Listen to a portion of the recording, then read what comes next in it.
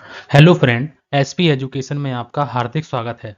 आज की क्लास में हम लोग बात करने वाले हैं, एक नई क्लास को मैं आप लोगों के लिए लेकर आया हूं क्योंकि बहुत से बच्चों ने कमेंट किया है कि सर बीकॉम सेमेस्टर आपने फर्स्ट कराया था, बीकॉम सेकंड सेमेस्टर की तैयारी कराएं।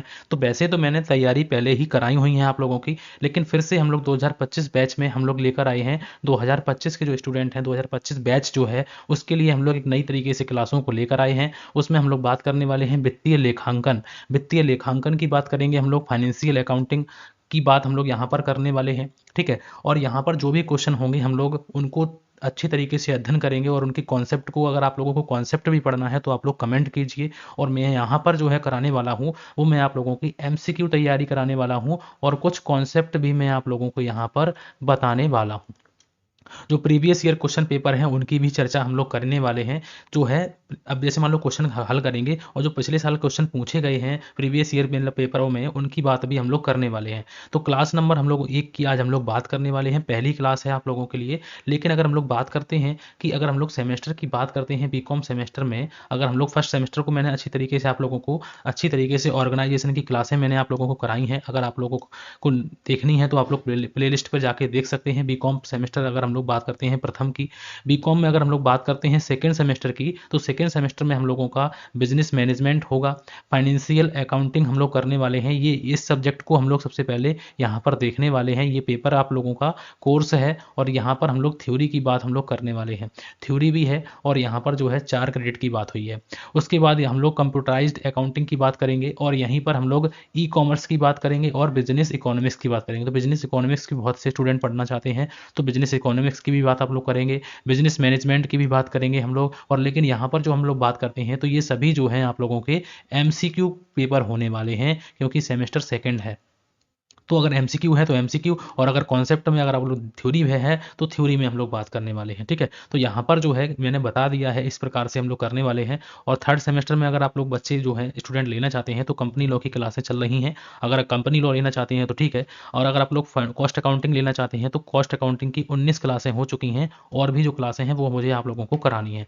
बस हम लोगों का रह जाता है तो बी को हम लोग बहुत अच्छी तरीके से पढ़ने वाले हैं, बी की क्लासें। और इन्वेंट्री मैनेजमेंट की हम लोग बात करने वाले हैं, यहाँ पर स्टॉक की बात हम लोग करने वाले हैं। ठीक है, तो यहाँ पर जो है पहले हम लोग यहाँ पर फाइनेंशियल अकाउंटिंग की बात करेंगे, फिर उसके बाद हम लोग ई कॉमर्स की बात करेंगे, फिर उसके बाद हम लोग बिजनेस मैनेजमेंट और फिर उसके बाद इकोनॉमिक्स। मतलब कि हम लोग सिलेबस जो है पूरा का पूरा आप लोगों का कराएंगे। ठीक है, अब भले ही आप लोगों का ई कॉमर्स ना हो सकता है कि कुछ बच्चों का ई कॉमर्स ना हो, कुछ बच्चों का इकोनॉमिक्स हो, तो इस प्रकार से हम लोग तैयारी को करने वाले हैं। बस आप लोगों से रिक्वेस्ट है कि आप लोग एसपी एजुकेशन को ज्वाइन कर लें। आप लोगों ने सब्सक्राइब नहीं किया है तो इसको सब्सक्राइब कर लें, और जो आपके भाई बंधु जो आपके साथी हैं उनको भी आप लोग बता सकते हैं। ठीक है, कोई दिक्कत की बात नहीं है, आप लोग बस अपने आराम से तैयारी को करते रहिए।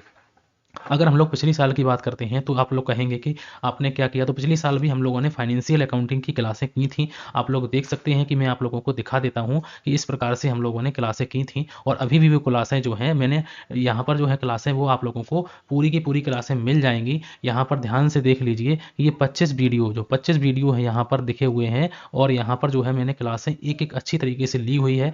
जो है एक एक क्लास जो है यहाँ पर हायर परचेज की क्लासें हैं, रॉयल्टी की 2 क्लासें हैं, जर्नल की 3 क्लासें हैं। इस प्रकार से जो है 25 क्लासें हैं। 25 क्लासें जो हैं मैंने अच्छी तरीके से यहाँ पर कराई हुई हैं। अगर आप लोगों को जैसे मान लो कोई बच्चा जो है वो जल्दी से तैयारी करना चाहता है तो आप लोग यहाँ से उसको बता सकते हैं और यहाँ से वो बच्चा देख सकता है, आराम से तैयारी कर सकता है। फाइनेंशियल अकाउंटिंग यहाँ पर देख लीजिए, फाइनेंशियल अकाउंटिंग लिखा हुआ है और एमसीक्यू क्लास में हम लोगों ने बातें की हुई हैं। ठीक है, कोई दिक्कत की बात नहीं है, यहाँ से आप लोगों को काफ़ी अच्छी सी क्लासें मिल जाएंगी। ठीक है, तो अब हम लोग बात करने वाले हैं एक नई क्लास को। वैसे तो मैंने कराया हुआ है, अगर आप लोग करना चाहते हैं तो कर सकते हैं, लेकिन यहाँ पर हम लोग जो है एक्स्ट्रा क्वेश्चनों की बात करने वाले हैं। यहाँ पर ज़्यादा तैयारी की बात करेंगे हम लोग और अच्छी तरीके से तैयारी को करने वाले हैं।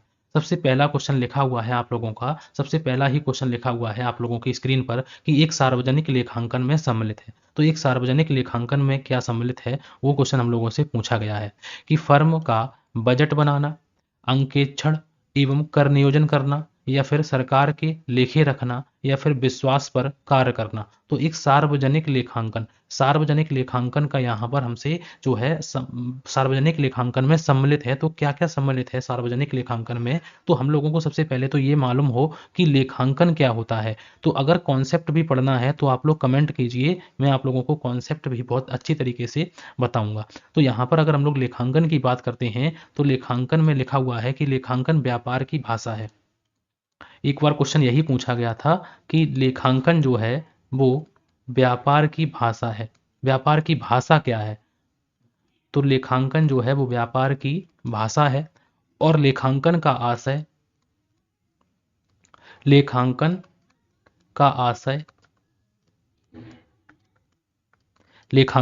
का आशय लेखा करना, लेखा लेखा करना, कॉमा वर्गीकृत करना, वर्गीकृत करना, ठीक है, निष्कर्ष निकालना,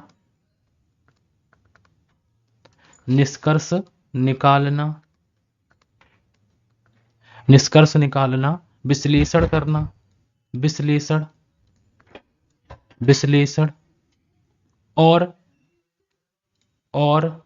निर्वचन और निर्वचन करना है।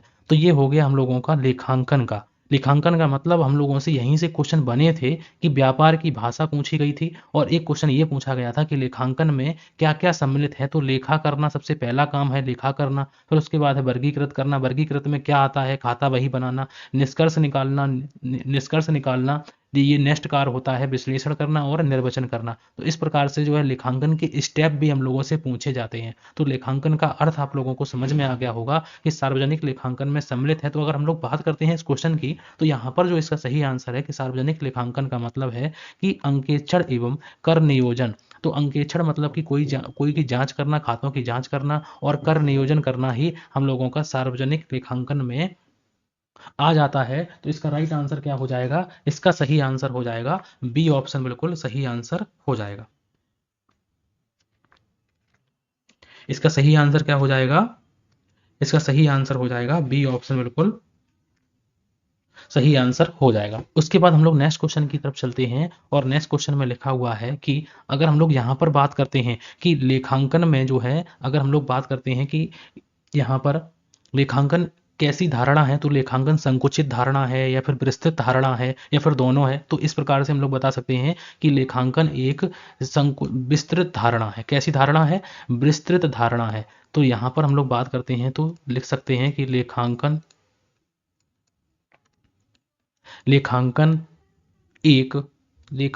एक विस्तृत विस्तृत धारणा है।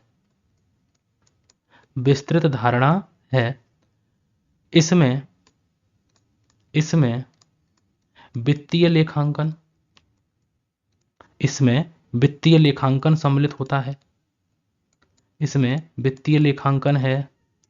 उसके बाद हम लोग बात करते हैं लागत लेखांकन की। वैसे मैं आप लोगों को यहाँ पर जो डिटेल में अगर हम लोग बात करते हैं कॉन्सेप्ट में, ये सारी बातें हम लोग कराते हैं, ठीक है। लेकिन यहाँ पर मैं एक्स्ट्रा ही आप लोगों को चीज़ें बताऊंगा कि लागत लेखांकन है, लागत लेखांकन, प्रबंधकीय लेखांकन, ये सारे के सारे सब्जेक्ट हैं आप लोगों के। अब लागत लेखांकन आप लोगों का थर्ड सेमेस्टर में आएगा। थर्ड सेमेस्टर में कॉस्ट अकाउंटिंग पढ़ेंगे हम लोग। प्रबंधकीय लेखांकन हम लोग पढ़ेंगे फिफ्थ सेमेस्टर में। प्रबंधकीय लेखांकन, कर लेखांकन को हम लोग पढ़ेंगे, इनकम टैक्स जैसे आप लोग कहते हैं, वो चौथे सेमेस्टर में आप लोग पढ़ेंगे, फोर्थ सेमेस्टर में। कर लेखांकन,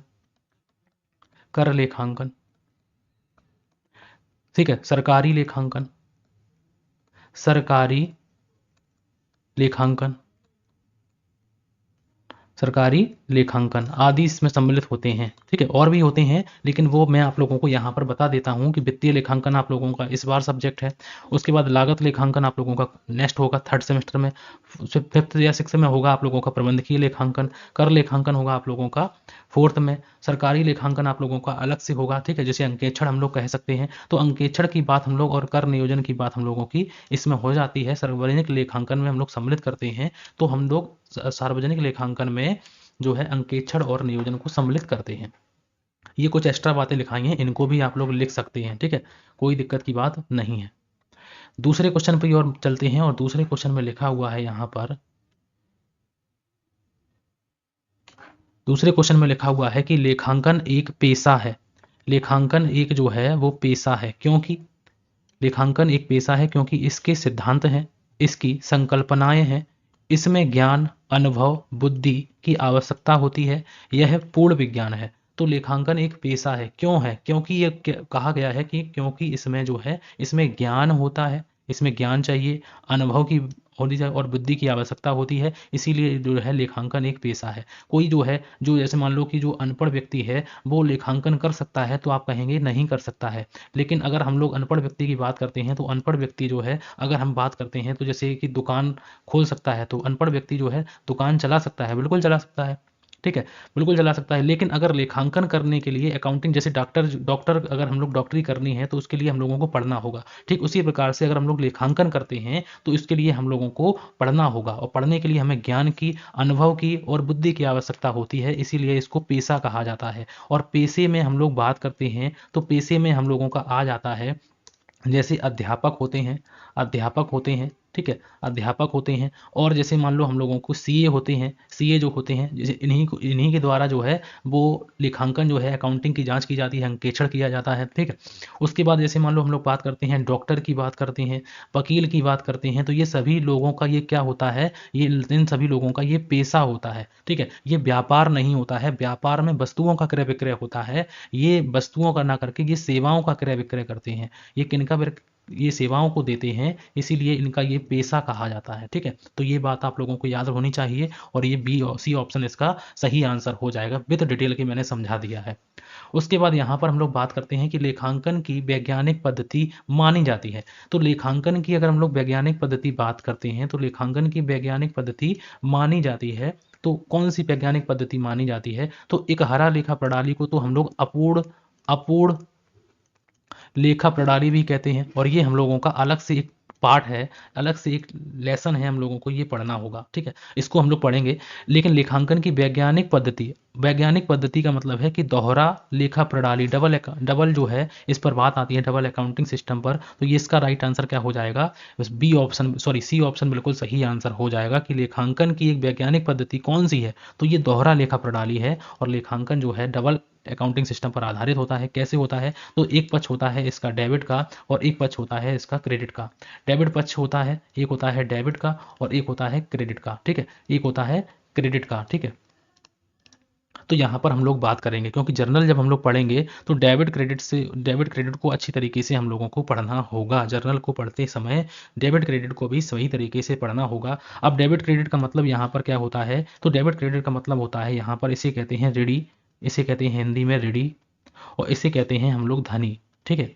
इसे कहते हैं ऋणी और इसे कहते हैं धनी। अब ऋणी धनी का मतलब होता है हम लोगों का, अगर अकाउंटिंग, अगर आप लोगों ने कक्षा जो है 12 में जो है, आप लोगों ने क्लास 12th में जो है अकाउंटिंग अगर आप लोगों की होगी, कॉमर्स अगर आप लोगों ने लिया होगा, तो आप लोग डेबिट और क्रेडिट अच्छी तरीके से जानते होंगे। लेकिन कुछ बच्चे जो होते हैं वो साइंस स्ट्रीम के होते हैं, और कुछ बच्चे जो होते हैं वो आर्ट स्ट्रीम के होते हैं, तो उन्होंने तो जो ऐसा नहीं किया होता है।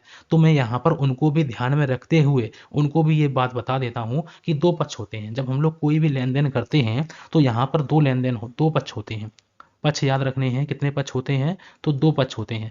एक अगर आप लोगों का देखता होगा कि जैसे मान लो कि अगर आप लोगों ने एक को दिया है तो दूसरे ने लिया है, ठीक है। अगर आपने पैसे दिए हैं तो उसने क्या किया है? रिसीव किया है। तो यहाँ पर ऋणी की बात अगर हम लोग करते हैं तो ऋणी वो व्यक्ति, ऋणी को हम लोग बात करते हैं कि जिसने जो है, जिसको हम लोगों ने पैसे दिए हैं, और धनी वो है जिसके पास पैसे ज़्यादा हैं। तो यहाँ पर ऋणी धनी का कॉन्सेप्ट जब हम लोग पढ़ाएंगे तो पूरा का पूरा इसमें समझ में आएगा। तो इस प्रकार से हम लोग ऋणी की बात माइनस से करते हैं और इसको हम लोग प्लस से इंडिकेट कर सकते हैं, ठीक है। तो यहाँ पर जो है डबल अकाउंटिंग सिस्टम, बस इतना सा याद रखना है, कितने पक्ष होते हैं? तो दोहरा लेखा प्रणाली में लेखांकन प्रणाली जो है, लेखांकन की वैज्ञानिक पद्धति कौन सी है? तो दोहरा लेखा प्रणाली। और दोहरा लेखा प्रणाली से क्यों कहते हैं? क्योंकि ये दो पक्ष पर आधारित होती है, और दो पक्ष इसके कौन से होते हैं? तो एक पक्ष होता है ऋणी और एक पक्ष होता है धनी, ठीक है।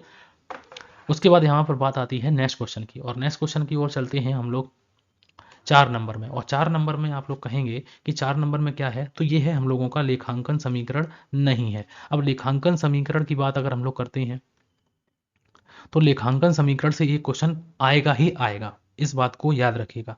लेखांकन समीकरण से किस प्रकार से क्वेश्चन पूछा जाता है ये आप लोगों पर है। अगर आप लोग लेखांकन समीकरण को अच्छी तरीके से कर ले जाते हैं तो ये क्वेश्चन आप लोगों का पक्का हो जाएगा। अब लेखांकन समीकरण होता क्या है, जैसे जब हम लोग अब अकाउंटिंग में अगर आप लोगों ने पढ़ा होगा तो एक बैलेंस शीट बनाई जाती है। बैलेंस शीट को हम लोग कहते हैं, बैलेंस शीट बनाई जाती है और बैलेंस शीट में दो पक्ष होते हैं। ठीक है, दो पक्ष होते हैं, एक होता है हम लोगों का दायित्व पक्ष, दायित्व पक्ष होता है, और एक होता है हम लोगों का संपत्ति पक्ष। दायित्व पक्ष को कहते हैं हम लोग लायबिलिटी और एक होता है संपत्ति पक्ष, संपत्ति पक्ष को कहते हैं, इसको कहते हैं एसेट्स। अब दायित्व पक्ष में जो होता है, दायित्व पक्ष में हम लोग क्या लिखते हैं, तो दायित्व पक्ष में लिखते हैं हम लोग दो चीजें। एक लिखते हैं हम लोग स्वामी की पूंजी, या फिर हम लोग बात करते हैं स्वामी की पूंजी की बात करते हैं, या स्वामी के समता की बात करते हैं तो स्वामी की पूंजी की बात करते हैं। एक में दायित्व को दो भागों में बांट दिया है, क्योंकि इसमें जो है एक में लिखते हैं पूंजी को और उसके बाद लिखते हैं क्या, उसके बाद लिखते हैं दायित्व को। तो यहां पर जो है पूंजी प्लस दायित्व ये होता है, और यहाँ पर जो है ये दोनों पक्ष जब बनाए जाते हैं तो ये दोनों पक्ष बराबर होते हैं। तो ये दोनों पक्ष अगर बराबर होते हैं तो ये किसके बराबर होते हैं, एक साइड में हम लोग लिखते हैं संपत्ति को। अब संपत्ति आप कहेंगे कौन सी होती है, तो संपत्ति जैसे मान लो भवन है, फर्नीचर है, ठीक है, मशीन है, प्लांट है, कैश नगद की बात करते हैं, देनदार की बात करते हैं। ठीक है, ये सारी बातें मैं आप लोगों को बताऊंगा, लेकिन यहाँ पर मैं कुछ बातें ही आप लोगों को बता रहा हूँ। लेखांकन समीकरण जब मैं आप लोगों को एक अलग से लेखांकन समीकरण टॉपिक लेकर आऊंगा, उसमें मैं आप लोगों को लेखांकन समीकरण के क्वेश्चन उसमें अलग से बताऊंगा। ठीक है, तो यहाँ पर संपत्ति पक्ष में हम लोग ये सब लिखते हैं, तो यहाँ पर ये बात आती है, तो इस पक्ष का योग और इस पक्ष का योग बराबर होता है। तो यहाँ पर हमसे पूछा गया है कि लेखांकन समीकरण का फॉर्मूला अगर हम लोग देखते हैं कि क्या बनता क्या है, लेखांकन समीकरण का अगर फॉर्मूला की बात करते हैं तो यहाँ पर अगर फॉर्मूला की बात करते हैं तो वो क्या बनता है ये पूछा जाता है। तो लेखांकन समीकरण बराबर फॉर्मूला अगर हम लोग बात करते हैं तो बनता है हम लोगों का संपत्ति बराबर पूंजी प्लस दायित्व के। अगर हम लोग ये चीजें अगर आगे लिख दें, जैसे मान लो इसको हम इस प्रकार से भी लिख सकते हैं कि पूंजी प्लस दायित्व बराबर संपत्ति के। ठीक है, तो इस प्रकार से भी तो हम लोग लिख सकते हैं, क्योंकि हमने ये चीज को आगे कर दिया, ये चीज को पीछे कर दिया है। अगर हम लोग बात करते हैं कि इसको और तरीके से कैसे लिखा सकता जा सकता है, तो यहाँ पर अगर हम लोग बात करते हैं इसको हम लोग कैसे लिख सकते हैं, जैसे मान लो कि अगर हम लोग यहाँ से संपत्तियां हैं, हमारे पास संपत्ति हैं, चलो इसको हम लोग बाद में बताएंगे, क्योंकि यहाँ से क्वेश्चन हम लोग जब एमसीक्यू इसके कराएंगे ना तो अलग से बताएंगे आप लोगों को। लेखांकन समीकरण नहीं है, तो हमसे पूछा गया है लेखांकन समीकरण नहीं है, चलो हम लोगों को कराना पड़ेगा। अब अगर हम लोग बात करते हैं तो यहाँ पर इसको इस प्रकार से भी तो लिख सकते हैं कि संपत्ति, एक सेकेंड,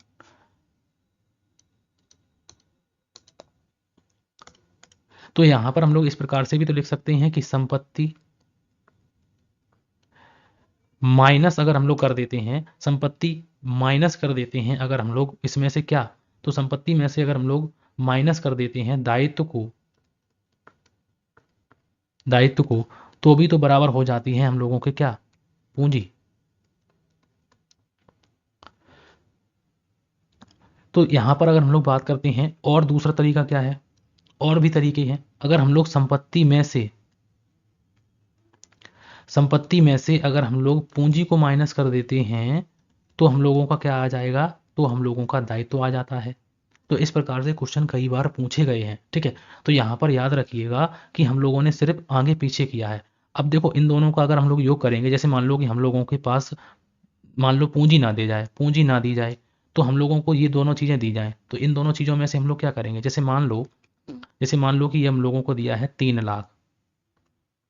ठीक है, संपत्तियां कितनी दी हैं, 3 लाख दी हैं, और दायित्व कितने दिए हैं, तो दायित्व दिए हैं मान लो 1 लाख। 1 लाख, तो हमसे पूछा गया है पूंजी बताइए। तो पूंजी बताइए तो किस प्रकार से बताएंगे, तो आप कहेंगे कि संपत्ति, अगर हम लोगों के पास संपत्तियां हैं तो हम लोग संपत्ति को रख देंगे संपत्ति बराबर 3 लाख, लो रख दिया।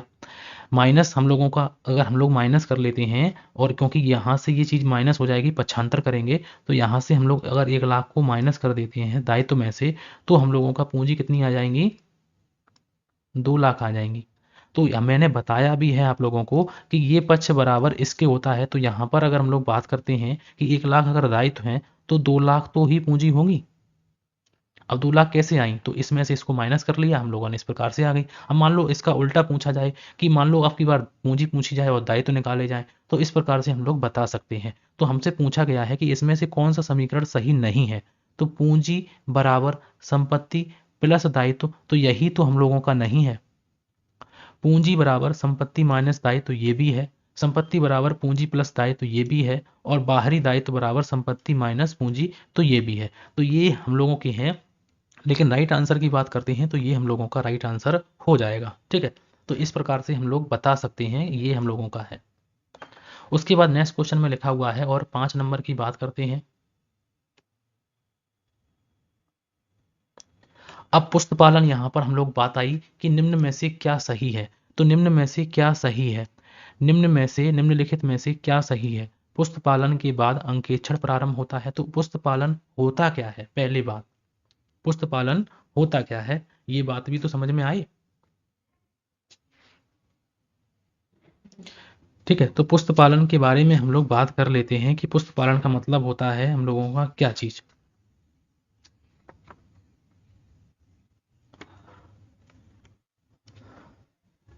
तो यहाँ पर अगर हम लोग बात करते हैं तो एक बात याद रखिएगा कि पुस्तपालन के बारे में थोड़ी सी बातें लिख लेते हैं कि पुस्तपालन क्या होता है। वैसे तो आप लोगों के सिलेबस में नहीं है, लेकिन फिर भी हम लोग लिखेंगे, क्योंकि यहाँ पर लिखा हुआ है पुस्तपालन का मतलब। तो यहाँ पर हम लोग लिख सकते हैं कि व्यावसायिक लेन देनों को, व्यावसायिक लेन देनों को निश्चित निश्चित नियमों के अनुसार,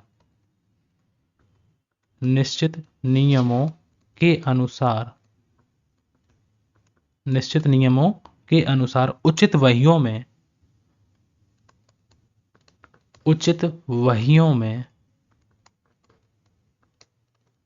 रखने की प्रक्रिया को,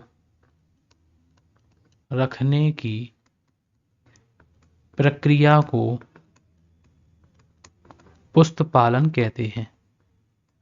पुस्तपालन, पुस्तपालन कहते हैं। अब आप कहेंगे कि पुस्तपालन की इंग्लिश क्या है, तो इसे कहते हैं बुक कीपिंग।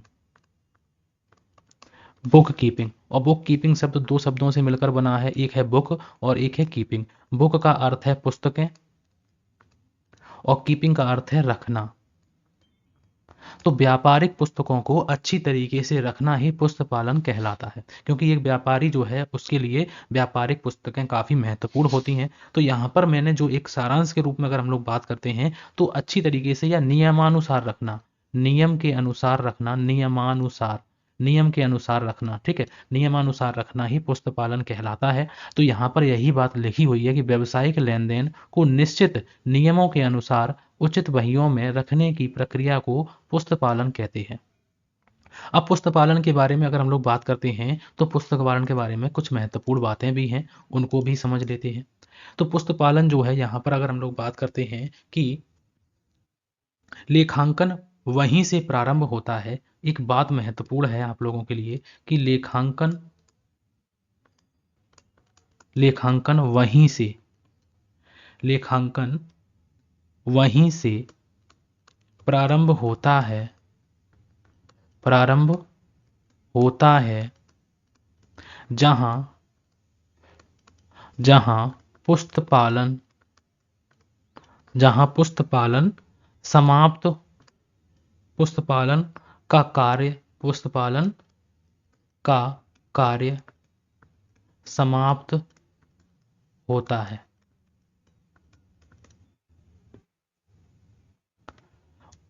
ठीक है, तो यहाँ पर हम लोगों को एक बात समझ में आई कि पुस्त पालन का मतलब समझ में आ गया और पुस्त पालन के बारे में महत्वपूर्ण बातें भी समझ में आ गई। अब पुस्त पालन के बारे में अगर हम डिटेल में करते हैं तो पुस्त पालन के बारे में और भी चीज़ें हैं, जैसे पुस्त पालन की विशेषताएं क्या हैं, पुस्त पालन का क्षेत्र क्या है, पुस्त पालन की प्रक्रिया क्या है, पुस्त पालन के उद्देश्य क्या हैं। तो इस प्रकार से बहुत सी चीज़ें हैं, कॉन्सेप्ट में ये सारी चीज़ें हम लोग करवाएंगे। तो पुस्त पालन के बारे में हम लोग बात करते हैं। तो पुस्त पालन के बारे में हम लोग अब क्वेश्चन को पढ़ लेते हैं कि पुस्त पालन के बाद अंकेक्षण प्रारंभ होता है। तो पुस्त पालन के बाद देखो लिखा हुआ है लेखांकन वहीं से प्रारंभ होता है जहां पुस्त पालन का कार्य समाप्त होता है। तो पहला तो क्वेश्चन हम लोगों का गलत हो जाता है, पहला ऑप्शन गलत हो जाता है। पुस्त पालन का कार्य समाप्त होने पर लेखांकन प्रारंभ होता है। तो पुस्त पालन का कार्य समाप्त होने पर लेखांकन का कार्य, देखो लिखा हुआ है लेखांकन वहीं से प्रारंभ होता है जहां पुस्त पालन का कार्य समाप्त होता है। तो पुस्त पालन का कार्य समाप्त होने पर लेखांकन प्रारंभ हो जाता है। तो यही हम लोगों का सही हो जाएगा, बी ऑप्शन बिल्कुल सही हो जाएगा कि इसका राइट आंसर क्या हो जाएगा, बी। क्यों हो जाएगा बता दिया है, ठीक है। उसके बाद यहाँ पर बात आती है नेक्स्ट क्वेश्चन की, और 6 नंबर में लिखा हुआ है कि लेखांकन की रिकॉर्डिंग प्रक्रिया का मुख्य कार्य है। तो लेखांकन की रिकॉर्डिंग प्रक्रिया का मुख्य कार्य क्या है, तो रिकॉर्डिंग का मतलब है लिखना और लिखे रखना। तो प्रारंभिक लेखों को पुस्तकों में लिखना ही जो है वो रिकॉर्डिंग कहलाता है। तो इसका राइट आंसर क्या हो जाएगा, ए ऑप्शन बिल्कुल सही आंसर हो जाएगा। उसके बाद नेक्स्ट क्वेश्चन में लिखा हुआ है, और क्वेश्चन नंबर की बात करते हैं, और क्वेश्चन नंबर में लिखा हुआ है 7 नंबर क्वेश्चन में लिखा हुआ है कि लेखांकन का उद्देश्य नहीं है। तो लेखांकन का उद्देश्य नहीं है। अब लेखांकन का उद्देश्य अगर हम लोग बात करते हैं तो लेखांकन के उद्देश्य के बारे में अगर हम लोग जानते हैं तो हित रखने वाले पक्षकारों को सूचना देना, तो ये तो है। व्यवसाय की आर्थिक स्थिति की जानकारी बिल्कुल है। नीति निर्धारण में सहयोग या अंकेक्षण कार्य संपादित करना। तो यहाँ पर अगर हम लोग बात करते हैं तो नीति निर्धारण में ये भी है, ये भी है और ये भी है। कार्य संपादित करना ये लेखांकन का उद्देश्य नहीं है। तो इसका सही आंसर हम लोगों का, यही हम लोगों का सही आंसर हो जाएगा, डी ऑप्शन बिल्कुल सही आंसर हो जाएगा। अब लेखांकन के उद्देश्य अगर हम लोग करने बैठते हैं तो यहाँ पर काफ़ी समय हो जाएगा और हम लोगों के क्वेश्चन नहीं हो पाएंगे, ठीक है। तो यहाँ पर याद रखिएगा। अब बात आती है कि नेक्स्ट में, और नेक्स्ट में लिखा हुआ है राजकीय लेखांकन आधारित है। राजकीय जो लेखांकन है वो किस पर आधारित है, तो अच्छा लेखांकन जो है राजकीय लेखांकन आधारित है तो स्फीति लेखांकन पर, इकहरा प्रणाली पर, साख प्रणाली पर, या फिर दोहरा लेखा प्रणाली पर। तो इसका सही आंसर है कि राजकीय जो लेखांकन है, राजकीय जो काम है वो इकहरा लेखा प्रणाली पर आधारित है, और इसी को अपूर्ण लेखा प्रणाली भी कहते हैं। ये हम लोगों का अलग से टॉपिक होगा, अपूर्ण लेखा प्रणाली, अपूर्ण लेखा प्रणाली। और एक एक चीज़ याद रखिए कि आपके सिलेबस में कुछ चीज़ें जो हैं वो सिलेबस में नहीं है लेकिन क्वेश्चन फिर भी उनसे पूछे जाते हैं। तो कुछ चीज़ें हाइड हैं, हिडन हैं, उनको भी हम लोगों को पढ़ना है। जैसे आप लोगों के सिलेबस में अगर हम लोग बात करते हैं तो हिरास की बात हिडन है, ठीक है। अब पुस्तपालन, जैसे पुस्तपालन नहीं था तो पुस्तपालन से क्वेश्चन पूछे गए थे तो पुस्तपालन को हम लोग पढ़ाना था, ठीक है। तो यहाँ पर जो है जो चीज़ें हिडन है उनको भी मैं आप लोगों को पढ़ाऊंगा। तो ये मत सोचना कि सिलेबस के बहुत ज़्यादा करा दिया, बहुत ज़्यादा नहीं। ये ज़्यादा सोचिए कि जितना ज़्यादा करेंगे उतने में ही हो जाएगा, कम कर ले जाएंगे तो हो सकता है कुछ ज़्यादा चीज़ें आ जाए, ठीक है। नेक्स्ट क्वेश्चन में लिखा हुआ है, और नेक्स्ट क्वेश्चन की बात करते हैं कि आधुनिक लेखांकन प्रणाली के जनक माना जाता है। तो आधुनिक लेखांकन प्रणाली के जनक किसे माना जाता है, बॉटली बॉय को, इटली एटली को, या फिर लुई प्रथम को, या ल्यूकास पेसियोली को। तो यहाँ पर अगर हम लोग सही आंसर की बात करते हैं तो यहाँ पर इसका सही आंसर हो जाएगा ल्यूकास पेसियोली। क्योंकि जो अकाउंटिंग के बच्चे होते हैं, जो कॉमर्स के बच्चे होते हैं, उनको पता है कि ल्यूकास पेसियोली है। इन्होंने अपनी पुस्तक जो है, इसकी पुस्तक का नाम इनकी, और इनकी जो है, इनका जो है ये कहाँ के थे, ये सारी बातें यहाँ पर हम लोग बात करते हैं। तो आधुनिक पुस्तपालन जो है या पुस्तपालन प्रणाली का जो जन्म जाता है, सबसे पहले पुस्तपालन की बात होती है, ठीक है। सबसे पहले होता है पुस्तपालन, फिर उसके बाद होता है लेखांकन, ये बात याद रखिएगा, ठीक है। ये स्टेप भी होते हैं, पुस्तपालन सबसे पहले। तो यहाँ पर अगर हम लोग बात करते हैं कि आधुनिक पुस्तपालन प्रणाली का जो जन्म है वो कहाँ हुआ, ये बात भी लिख लीजिए। आधुनिक आधुनिक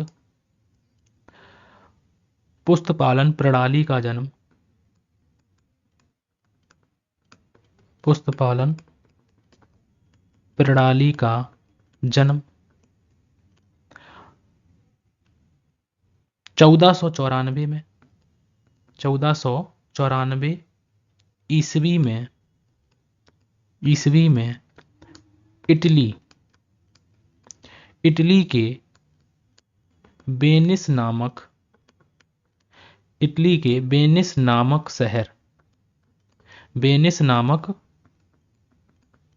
शहर में हुआ था। इस प्रणाली के जन्मदाता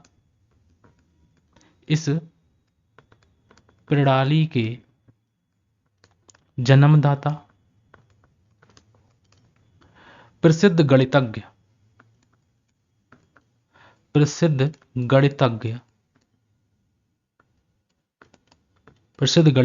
या फिर दर्शन शास्त्री उनका नाम क्या था? तो वो थे लूकास पेसियोली। उनका नाम था लूकास पेसियोली। ठीक है, तो यहाँ पर ये बात आप लोगों के लिए काफ़ी महत्वपूर्ण है कि आधुनिक लेखांकन प्रणाली का जो है अकाउंटिंग पढ़ रहे हैं और अकाउंटिंग के जो है जन्मदाता का नाम ना हो मालूम हो, लेकिन यहाँ पर जो ये तो मालूम चल गया। ठीक है, लेकिन यहाँ पर जो है अगर हम लोगों से मान लो एक क्वेश्चन और बनता है कि वो क्वेश्चन क्या है?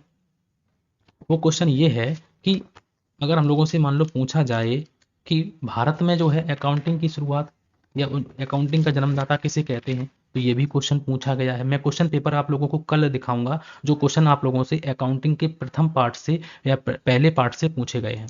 तो भारत में अगर हम लोग लेखा पेशे के जनक के बारे में बात करते हैं तो उनके बारे में भी लिख लेते हैं कि भारत में लेखा पेशे के जनक। ठीक है, तो भारत में लेखा पेशे के जनक के बारे में अगर हम लोग पूछा जाता है तो हम लोग उनके नाम बता सकते हैं कि श्री कल्याण सुब्रमण्य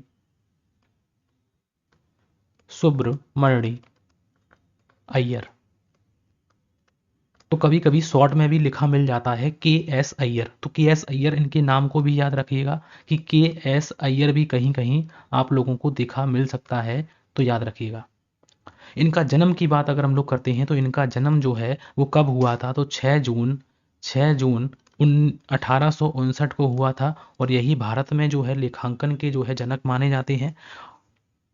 यही जो है भारत में लेखांकन के जनक माने जाते हैं। ठीक है, ये भी बात हम लोगों को समझ में आ गई कि मतलब विश्व की बात अगर होगी तो लूकास पेसियोली और भारत की अगर हम लोग बात करेंगे तो श्री कल्याण सुब्रमण्यम अय्यर। ठीक है, अब बात आती है हम लोगों की नेक्स्ट क्वेश्चन की और नेक्स्ट क्वेश्चन में लिखा हुआ है कि दोहरा लेखा प्रणाली में खतौनी किस प्रकार की अवस्था है, या फिर लिखा हुआ है नेक्स्ट क्वेश्चन में कि दोहरा लेखा प्रणाली में खतौनी किस अवस्था में की जाती है। तो मैंने अवस्थाएं अभी आप लोगों को बताई थी।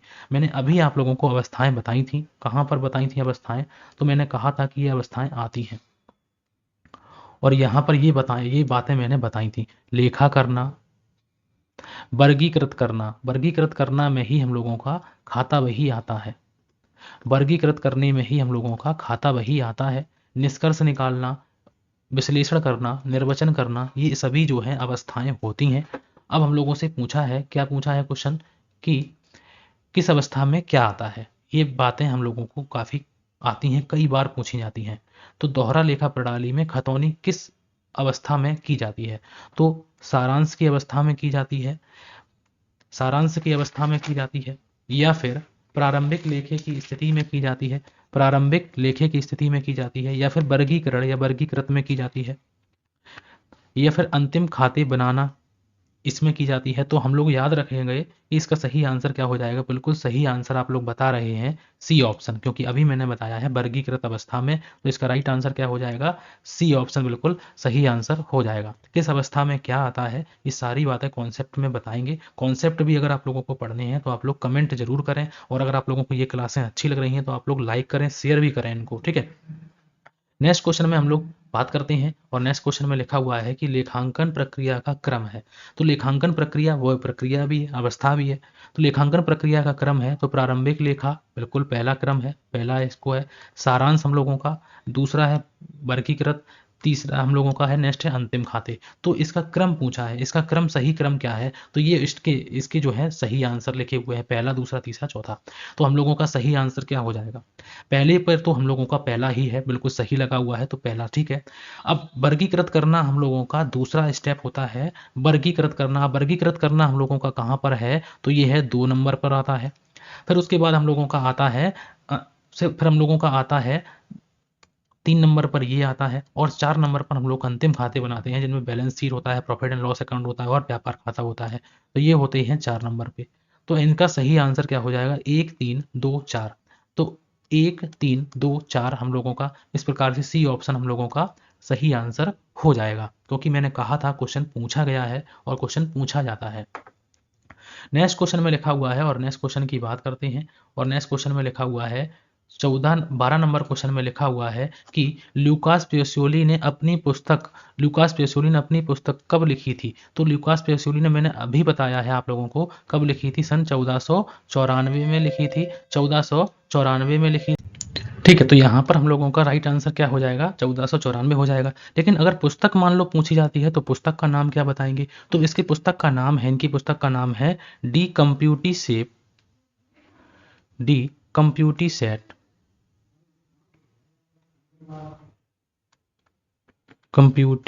Set script.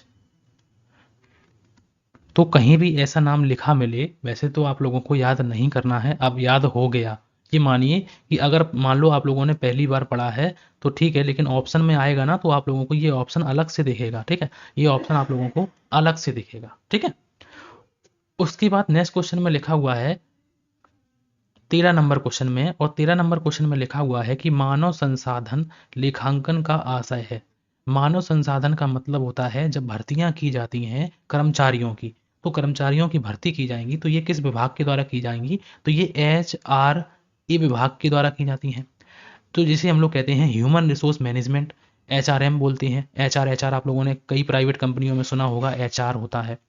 तो मानव संसाधन लेखांकन का आशय क्या है, तो कर्मचारियों के वेतन का लेखा रखना, बाजार से योग्य व्यक्तियों का चयन करना, स्टाफ को मानव संपत्ति मानकर उनका मूल्यांकन समंकों में करना, या उपरोक्त में से कोई नहीं। तो मानव संसाधन लेखांकन का मतलब मैंने अभी बताया है कि कर्मचारियों की भर्ती करना, कर्मचारियों की भर्ती करना, और उनको जो है, उनकी जो है बात आती है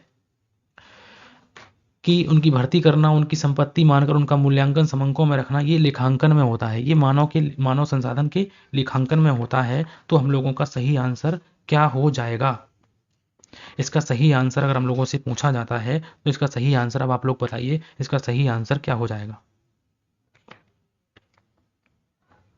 तो इसका सही आंसर बिल्कुल सही है कि मानव को, स्टाफ को मतलब कर्मचारी को मानव संपत्ति मानकर उनका मूल्यांकन समंकों में रखना ही मानव संसाधन लेखांकन का काम है। लेकिन अगर मानव संसाधन जो है विभाग की बात अगर आएगी तो इसका काम क्या है, तो इसका काम है बाजार से योग्य व्यक्तियों का चयन करना, ये हो जाएगा। लेकिन यहाँ पर लेखांकन की बात हुई है तो लेखांकन में क्या होगा, ये सी ऑप्शन बिल्कुल सही आंसर हो जाएगा। ठीक है, अब ये नया टॉपिक नहीं है। क्लास 12th में अगर हम लोग बात करते हैं, क्लास 12th में जो है बिजनेस स्टडी का ये टॉपिक है। बिजनेस स्टडी अगर आप लोगों ने कॉमर्स में किया होगा तो बिजनेस स्टडी में हम लोगों का मानव संसाधन लेखांकन होता है।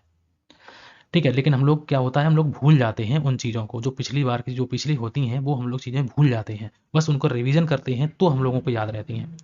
लेखांकन की बात आती है तो लेखांकन का कार्य है व्यापारों को क्रमबद्ध रूप में लिखना, संबंधित पक्षकारों को सूचना देना, या फिर वैधानिक आवश्यकता की पूर्ति करना, या उपरोक्त सभी।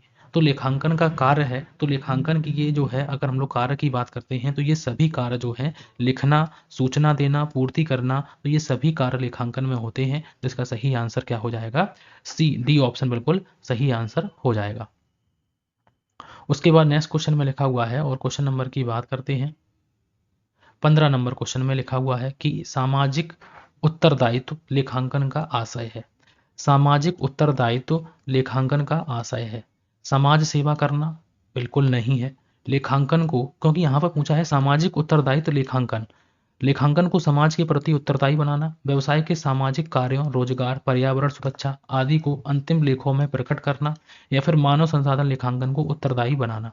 तो सामाजिक लेखांकन के बारे में अगर हम लोगों से पूछा जाता है, सामाजिक उत्तरदायित्व लेखांकन, उत्तरदायित्व का मतलब होता है हम लोगों का समाज के प्रति उत्तर, मतलब हम लोगों का दायित्व क्या है।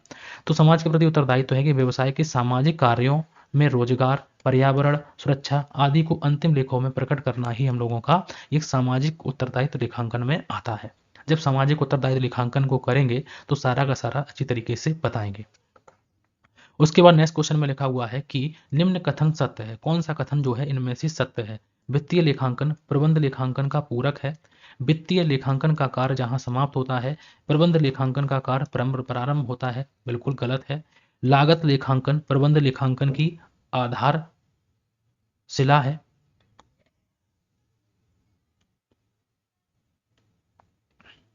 उपरोक्त सभी, तो ये ठीक है। तो एक सेकंड हम लोगों का यहाँ पर देखते हैं वित्तीय लेखांकन, सॉरी हाँ, वित्तीय लेखांकन का कार्य जहां समाप्त होता है वहां पर प्रबंध लेखांकन का कार्य प्रारंभ होता है। तो ये बात तो बिल्कुल सही है। मैंने सोचा था कि पुस्तपालन नहीं, तो हम लोगों का इसका सही आंसर बी ऑप्शन बिल्कुल सही आंसर हो जाएगा कि जहां पर वित्तीय लेखांकन को आप लोग पढ़ चुके होंगे वहाँ उसके बाद हम लोगों का प्रबंधकीय लेखांकन का काम शुरू हो जाता है, जिसमें हम लोग कैश फ्लो है, कैश फ्लो स्टेटमेंट की बात करते हैं, अनुपात विश्लेषण की बात करते हैं, रेशियो एनालिसिस की बात करते हैं। तो ये सारा का सारा जो है प्रबंधकीय लेखांकन में आता है। मैनेजमेंट अकाउंटिंग जिसे कहते हैं, ये हम लोगों को एमकॉम में पढ़ना पड़ता है, लेकिन फोर्थ से इसको हम लोग अब पढ़ने लगे हैं, 6th सेमेस्टर में आप लोगों को ये पढ़ना पड़ेगा, प्रबंधकीय लेखांकन, ठीक है।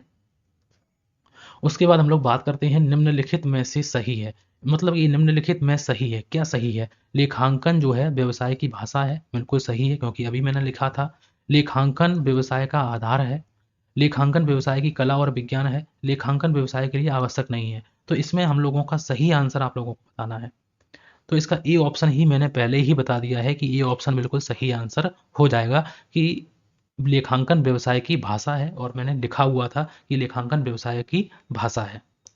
उसके बाद नेक्स्ट क्वेश्चन में लिखा हुआ है, और क्वेश्चन नंबर की बात करते हैं, और नेक्स्ट क्वेश्चन में लिखा हुआ है कि लेखापाल का, एक सेकेंड, लेखापाल, लेखापाल का सामाजिक उत्तरदायित्व है। लेखापाल जो होता है उसका सामाजिक उत्तरदायित्व क्या है? स्वामी के लिए अधिक लाभार्जन करना, कर्मचारियों का शोषण करना, सभी पक्षकारों को आवश्यक सूचनाएं उपलब्ध कराना, समाज के गरीब या फिर तबर्गों को के हितों को कम करना, तो ये भी नहीं है, ठीक है। स्वामी को अधिक से अधिक लाभ पहुंचाना, ये भी नहीं है। समाज के सभी सभी पक्षकारों को आवश्यक सूचनाएं उपलब्ध कराना, ये हम लोगों का कार्य हो जाएगा। इसका राइट आंसर क्या हो जाएगा? सी ऑप्शन बिल्कुल सही आंसर हो जाएगा, ठीक है। और नेक्स्ट क्वेश्चन में लिखा हुआ है कि कौन सा कथन सत्य है या कौन सा कथन सही है? लेखांकन गतिशील क्रिया है एवं सामाजिक विज्ञान का रूप ले रहा है। लेखांकन ऐस्थैतिक क्रिया है और पूर्ण विज्ञान है। एक गतिशील क्रिया है एवं पूर्ण विज्ञान है। लेखांकन व्यवसाय की निरर्थक क्रिया है। तो इनमें से कौन सा जो है वो सही है? तो इसका राइट आंसर की अगर हम लोग बात करते हैं तो लेखांकन एक गतिशील क्रिया है और एक सामाजिक विज्ञान का रूप ले रहा है, ठीक है। तो इसका राइट आंसर क्या हो जाएगा? ए ऑप्शन बिल्कुल सही आंसर हो जाएगा। और आज का हम लोगों का आखिरी क्वेश्चन यहाँ पर लिखा हुआ है कि आखिरी क्वेश्चन लिखा हुआ है 20 नंबर क्वेश्चन में हम लोग बात कर लेते हैं कि विनियोजक समुचित लेखांकन में रुचि लेते हैं। विनियोजक जो होते हैं वो समुचित लेखांकन में रुचि लेते हैं क्योंकि विनियोजक उचित प्रत्यय के प्रति आश्वस्त होते हैं, व्यवसाय की प्रगति से लाभान्वित होते हैं, व्यवसाय के उत्तरोत्तर वृद्धि करता है, या फिर आर्थिक स्थिति की जानकारी होती है। तो विनियोजक जो है वो समुचित लेखांकन में रुचि लेते हैं। क्यों लेते हैं? विनियोजक का मतलब होता है जो पैसे लगाते हैं उन्हें विनियोजक कहते हैं, इन्वेस्टर कहते हैं। अब उन इन्वेस्टर में अगर हम लोग लेखांकन में रुचि क्यों लेते होंगे, तो वो इसलिए लेते हैं क्योंकि उचित प्रत्यय के प्रति वो आश्वस्त हों, ये व्यवसाय की प्रगति से लाभान्वित होते हैं। तो यहाँ पर अगर हम लोग बात करते हैं इसका सही आंसर की, तो यहाँ पर जो है वो इसलिए रुचि लेते हैं। लेखांकन में क्यों रुचि लेते हैं? क्योंकि इसलिए लेते हैं क्योंकि उनको उचित प्रत्यय के प्रति आश्वस्त हों, वो हमें उचित प्रत्यय का मतलब होता है उन्हें सही तरीके से रिटर्न मिले, इसीलिए वो जो है लेखांकन में रुचि लेते हैं। ये ऑप्शन बिल्कुल सही आंसर हो जाएगा। तो आज की क्लास में हम लोगों ने 20 क्वेश्चन किए हैं पहली क्लास में और कुछ डिटेल की बातें भी की हैं। अगर आप लोगों को क्लासें अच्छी लगी हैं तो यहाँ पर याद रखिए कि इसके हम लोग इस पार्ट के, इस लेसन के हम लोग एक पार्ट, हम लोगों का पार्ट 1 ये हो गया, पार्ट 2 और पार्ट 3। पार्ट 3 में हम लोगों को ये टॉपिक जो है पूरा हो जाएगा हम लोगों का। इसमें जो है टैली के क्वेश्चन भी हम लोगों को इसी पार्ट में देखने को मिलेंगे, ठीक है। जैसे हम लोगों से पूछा जाता है कि टैली में कितने समूह पूर्व परिभाषित होते हैं, F12 के रूप में क्या जाना जाता है। तो इस प्रकार से हम लोग क्वेश्चन को बात करने वाले हैं। कुछ कंप्यूटराइज्ड अकाउंटिंग जैसे टैली कितने प्रकार की होती है, ये सारी बातें मैं आप लोगों को बताऊंगा, कॉन्सेप्ट भी बताऊंगा, सारी की सारी चीज़ें बताऊंगा। बस आप लोगों को इतना काम करना है कि SP एजुकेशन को ज्वाइन कर लेना है, सब्सक्राइब कर लेना है और भी बच्चों को बताना है, ठीक है। बस इतना सा काम करना है आप लोगों को। अगर वीडियो अच्छा लगे तो आप लोगों को लाइक ज़रूर कर देना है। तो आज की क्लास के लिए थैंक यू फॉर वॉचिंग।